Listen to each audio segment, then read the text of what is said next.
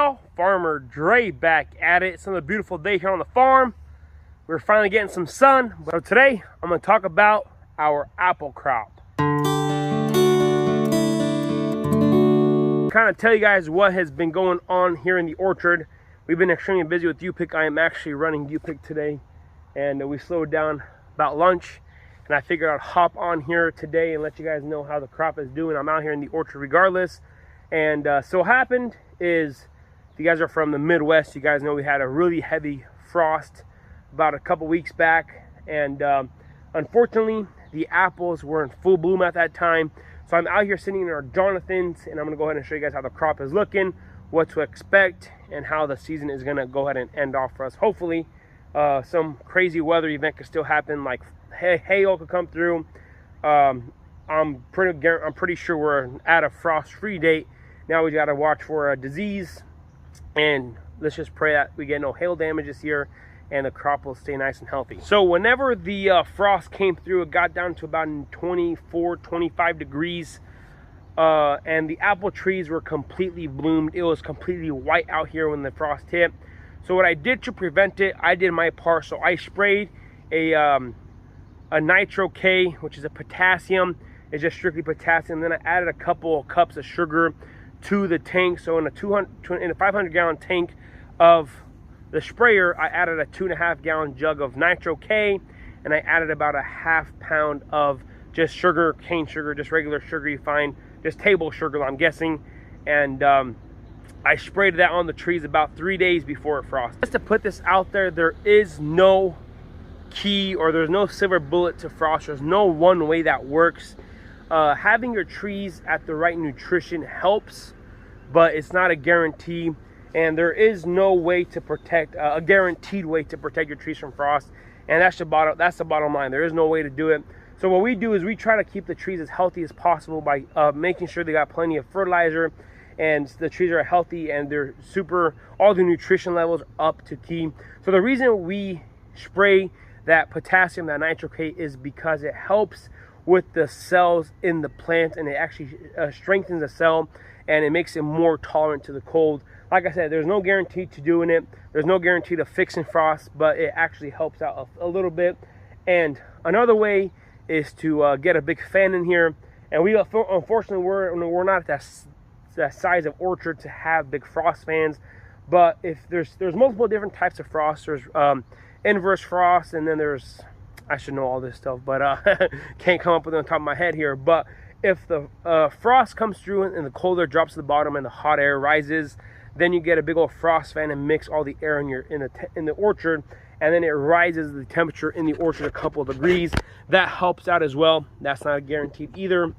And you know, burning fires, making wood, burning wood, making fires, and just all kinds of stuff to get the orchard temperature up and going. Out here in the Jonathans, and I want to go ahead and explain what's going on here. So a lot of the wood, the older wood that set bud up in here, up towards the center of the big branches, all of those buds froze out. So all the buds that were developed over the winter and through the whole season last year that developed, most of them got frosted out.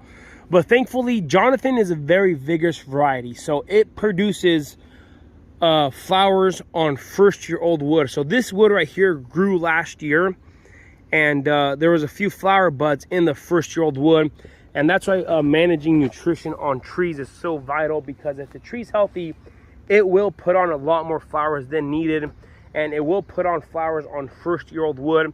It's not common, it's not very usual for fruit trees to do that, just because you need those spurs and you need those buds to go ahead and produce. But a lot of times you will get flowers on first-year-old wood. And like over here, this bud here didn't even make it, but some of this wood right here, you know, this is all 1-year-old wood from last year, and it went ahead and flowered. So overall, as a crop stands right now, we will have a pretty decent crop on the entire trees, just because this first-year-old wood went ahead and set fruit there, and is gonna give us a really good crop of apples, especially here on the Jonathans. The Galas, unfortunately, didn't have that, we didn't have that greatest success with those. The Galas are just not as vigorous tree to begin with, so a lot of that first-year-old wood didn't have the fire buds. There's a few, but not many. But I remember the first time the first night after it frosted, I came out here and looked at the trees, and a lot of the flower buds up in here, like right here, that was a flower bud, a spur that frosted out there. There's no fruit there, but a lot of this first-year-old wood here has a lot of fruit on it. So look at that, 1-year-old wood, absolutely loaded with fruit. So these Jonathans here are gonna do us really good this year. A really nice crop, not as heavy as we like, but it's still pretty heavy. I think we got to watch out with the Jonathans. They are an acidic tree, apple, so they're very vigorous. So we got to watch out with these tips on fire blight. So if you're not careful with fire blight, they'll completely damage all of those tips there, the new growth. So the biggest thing to do with fire blight is to spray an antibiotic on the tree, just to keep those trees nice and safe from the bacterial disease.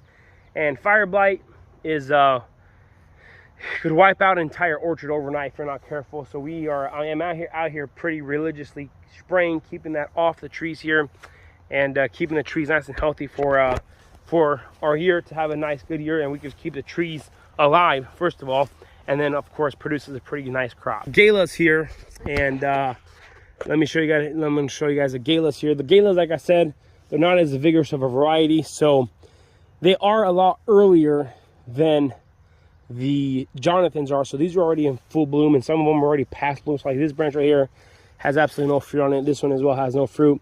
This one has 2 fruit right there, and another branch here with 3 fruit. So there's not a really heavy crop. Usually this time of year, when they start sizing up to a dime and a nickel size, you can see a lot of fruit on them. But this year is not too heavy. Like I said, there's a few, but not many. Some of these first-year-old wood as well budded out and did okay. But overall, as an overall stand per acre, these trees got hit the hardest by frost this year. And this tree as well right here. So a lot of this wood in here has no fruit. Some of this wood right here, a little bit of fruit on them. So it's part of it, part of farming, trying to keep the fruit going. So as an overall stand here on a farm, we probably have a 50% apple crop in general. Some varieties got hit harder than the others. Like these these Galas here probably have a third of a crop, or even 25% of a crop than what they usually should. The Jonathans did a little better, but overall, as a farm setting, probably a 50% crop completely. And so that means a 50% crop loss.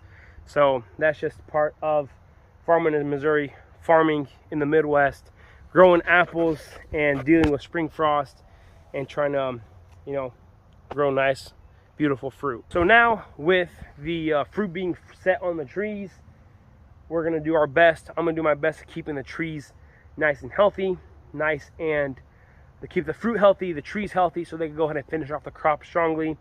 And yeah, in August we'll check back and see how the crop looks. I just wanted to hop on here real quick and let you guys know how the crop is looking. If anybody was interested in knowing how the apples were looking, well, here it is, about a 50% crop loss here on our farm on the apples. But if you guys want to check out some of the links down in the description box below, we got some Garner's Orchard and Bakery hats available. We also have some new Real Farmer hats, all in the leather patches, the trucker hats here. So go ahead and check out the link down in the description box below. And of course, we got Farmer Dre and Real Farmer merch as well. So go ahead and check those links down in the description box below. We do appreciate all the love and support. This is where I'm going to go ahead and end off the video for today. If you guys haven't already, go and hit that subscribe button. Go in and smash that like button if you guys enjoyed today's video. Don't forget, hit that notification icon so you guys can be notified whenever I do upload a video. I want to say thanks for watching up to this point. You all have a good day. We will see you next time.